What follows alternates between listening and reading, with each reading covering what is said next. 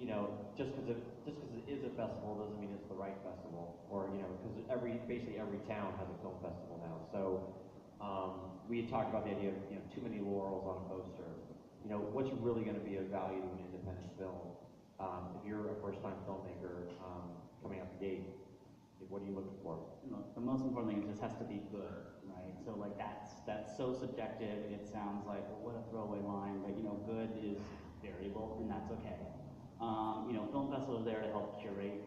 You know, there's the ones we know, Sundance, Toronto, Tribeca, and great. If your movie can thread that needle and get in one of those film festivals, fantastic.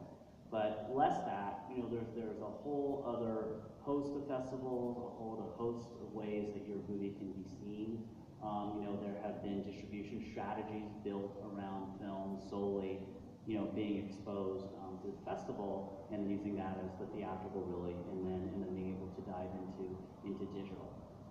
You know, I think that the business seems, you know, slightly out of reach. You know, we read about, you know, the $12 million Chris Rock sale at Sundance, and these are like the complete outliers, right? That's, you know, I'd be thrilled if that happened to more than, you know, one person in this room, and that's probably like, you know, the wrong statistic that's too high.